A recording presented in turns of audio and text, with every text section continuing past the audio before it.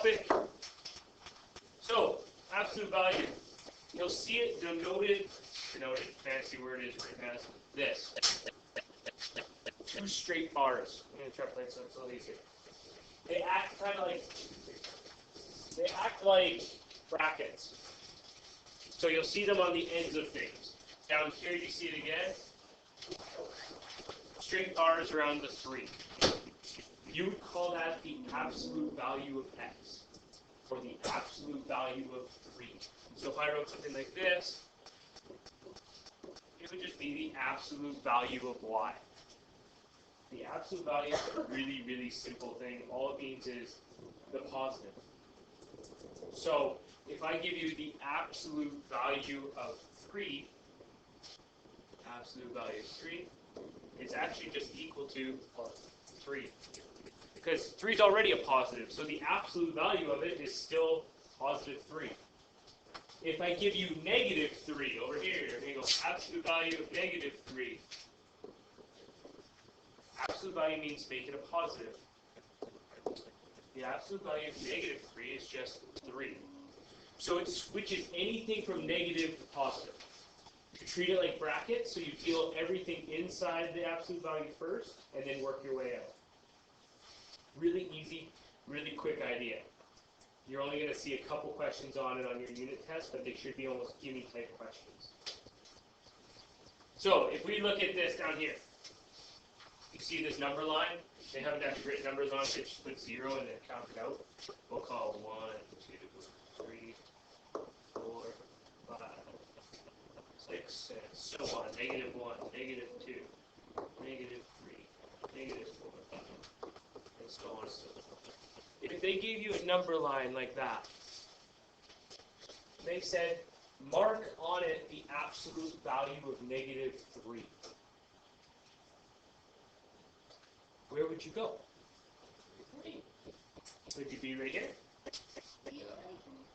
Yeah, that's exactly right. Because it's really just a positive, and that's what you're going to see. You're going to see a number line, and they're going to give you something over here, and you're going to have to figure out that the absolute value of it is the exact same thing, just on the other side of 0. So these two things actually match up. This one was the absolute value of negative 3, and then it gave you 3. Pretty simple. Pretty easy. Maybe a couple questions to make it a little more simple. So, determine each absolute value. What's the first one going to be? 5.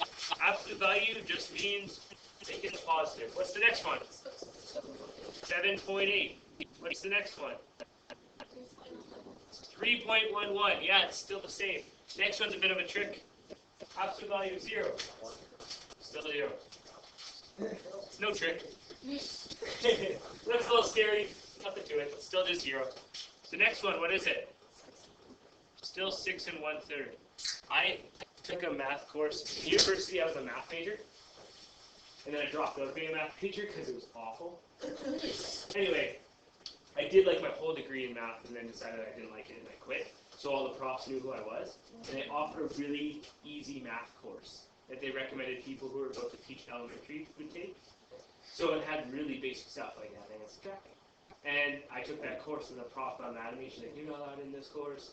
And I was like, yes, I am, because I actually quit, because I'm quitting.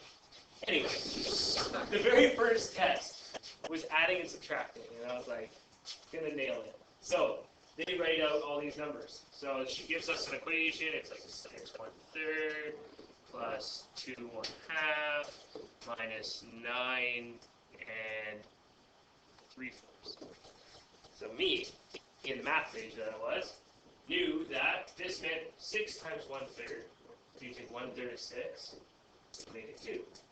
Then you'd add half of 2 is 1. And then you'd subtract 3/4 of 9, which is a nasty number, so I'm going to make that 10. It's minus 7.7. And I wrote that out, and I was like, that's easy, minus 4.5. And the trick to this test was you had to get over 80% to continue on in the course. You should get over 80% adding and subtracting. And I got my test back, and I got 0%. And I was like, what? This chick hates me. So I brought my test in, and I was like, there's no way. There's no way. I took it home, I redid all the math with a calculator. I was like, I'm right. Bring it into her to argue with her. But I had skipped all my classes, which I should know. And she was actually reading this as 6 1/3. So it was 6.333 plus 2.5 plus 10.75. So the number was like completely different.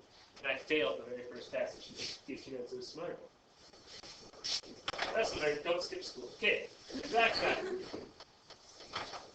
Order the numbers in part A from least to greatest. That's pretty easy. Right? So, least, second least, third least, fourth least, fifth least. Pretty simple. Next one. Use absolute value to determine the distance between each pair of numbers on a number line. Illustrate on the line below. So let's do A. You're going to go to minus 5.9, which is going to be about here. And you're going to go to 9 minus 10.2, which is going to be about there. Now, if you were to take the absolute value of those, you would flip them into the positive of it. So now you're way over here. The blue one, 5.9, and 10.2. All they want you to do is show the distance between these numbers. This is the distance between these numbers. The idea is that dealing with positive numbers, when you're doing subtraction, is easier than confusing yourself with the negative numbers. It's the same gap, right? See how that's the same gap? Same distance. So if you do the positive version, it's just easier to subtract. What's 10.2 minus 5.9? 4.3. And that's the difference, yeah. 4.3. That's the gap between the two numbers. The second one. What's 2.34? Where's that going to end up? No, 2 and 3/4. Yeah, 2 3/4. 2.75, sorry. Right there, the green dot. Not so smart. Right. And negative. It is. Okay, so that's what I mean. Like that's not right? Because you look at that and you're like, what the heck? So that is just a fraction. They've just given you a number. That's 2.75. Same thing. It's 2 3/4. And when you get into it's a mixed fraction. So when you get into higher math, that means just multiply. Like you would never see that written. Anyways. It's here. Where's negative 3.5 going to go? Here. If you took the absolute value, which is what it asks you to do, it's going to be up here. And the distance is really only a little tiny distance right here. And this should be 0.75. Easy peasy. Hey. It will get a little more confusing because they'll throw in some variables and fun stuff like that. Do inside the brackets first. So we're going to look at this question right here.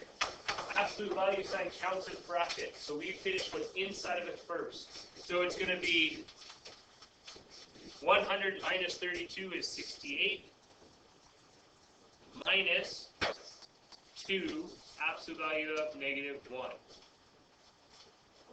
So I completed what's inside the absolute value signs first, and now I actually do the absolute value. So what's the absolute value of 68?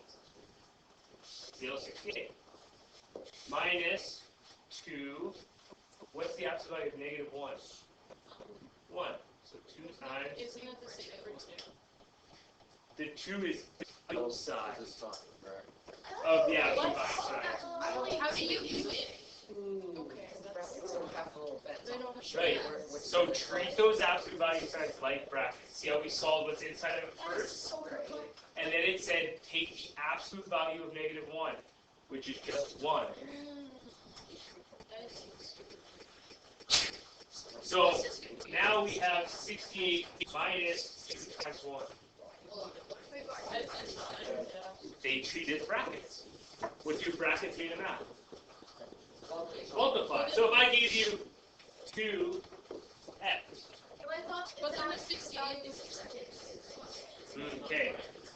The 1 is inside the absolute value sign. The 2 is not. So look back up here. I'll do it in a different color.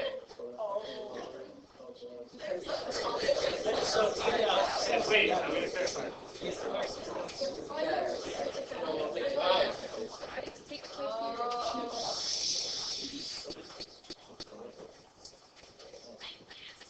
You treat absolute value signs the exact same way as brackets, meaning you do everything inside the brackets first, which we did. Step 1, 100 minus 32 is 68. That was inside the brackets. Step 2, 5 minus 6 is -1, but it's still inside the brackets. That's what I'm going to do right now, so I pick up the green marker. If you look here, that is a set of brackets right there in green. That's an absolute value sign.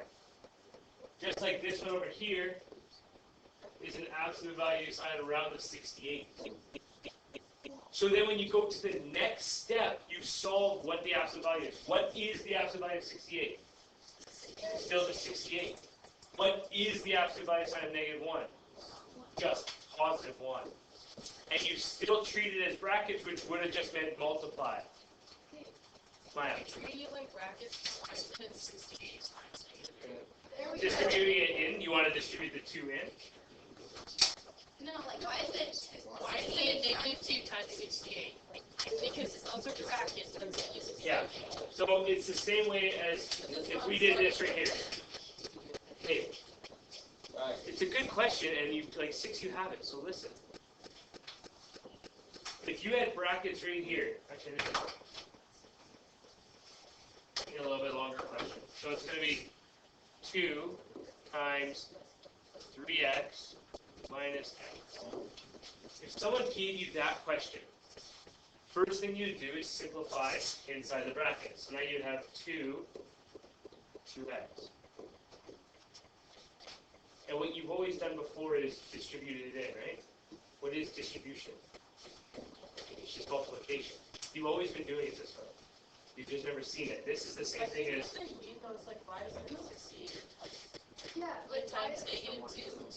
The 2 is not a part of it. So, No, but the 68 is still in brackets, and then you just make that -2. It's not still the same. okay, if you did this, okay, I'll show you this. Let me answer this one, and then I'll let you guys do your questions, because I see what they're saying now. Okay, so is it not like 68 times 2?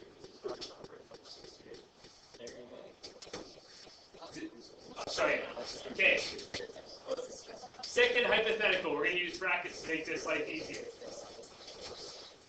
Wait. If you had 100 minus 2x, same kind of idea. Once you solve the brackets, it would just be 100. This is 100 minus, like, 2x. Those are 2 separate things. It's the same way. The -2 wouldn't multiply by the 100. No, it's because it's attached to the x. The -2 would times the x. Same way it's attached to this 1. Oh.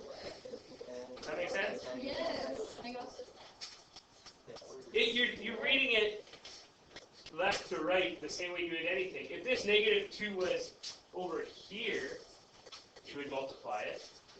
But it's not. It's saying if you were to read this aloud, it's the absolute value of 68 minus 2 times the absolute value of 1. Negative. Does it matter when you change everything to a positive? That's a good question, because a lot of people here, what they want to do is multiply that -2 in right away. No, but like, you just do everything with the negative, so you can turn it positive. Yeah, and then you can turn positive again. So the actual answer to this would be 68 minus 2. So it would be 66.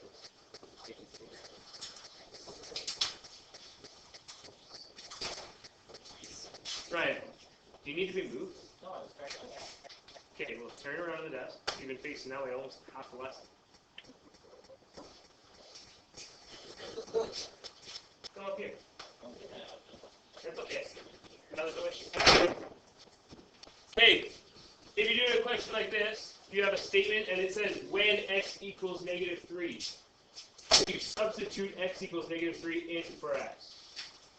So it'll become absolute value of 5 times -3 squared plus 3 times -3 minus 4 absolute value. Oh, All you do is you just take your -3 and you just sub it in for anywhere that you see x.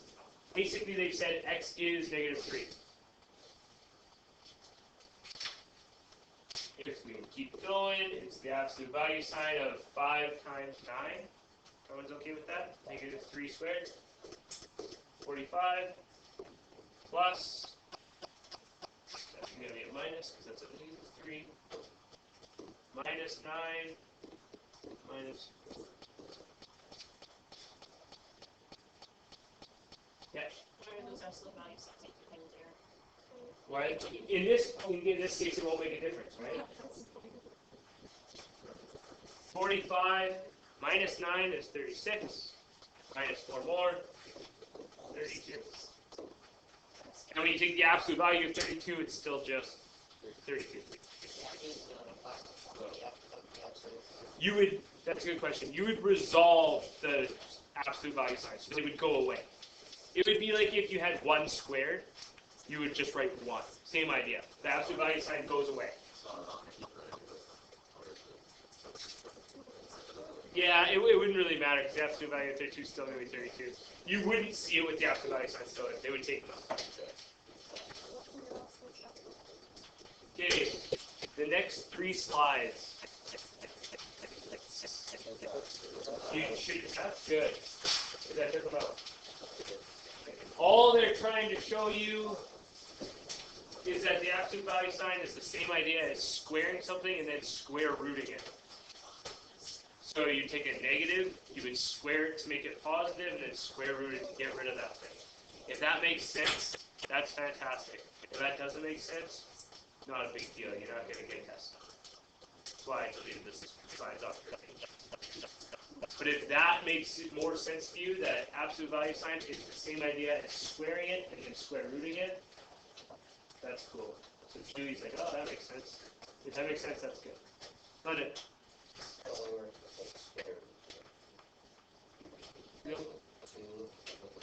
It would work with anything. So if you chose.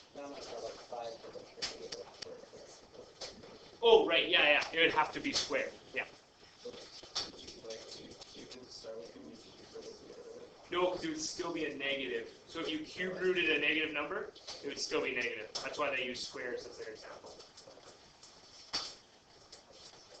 Okay. That's literally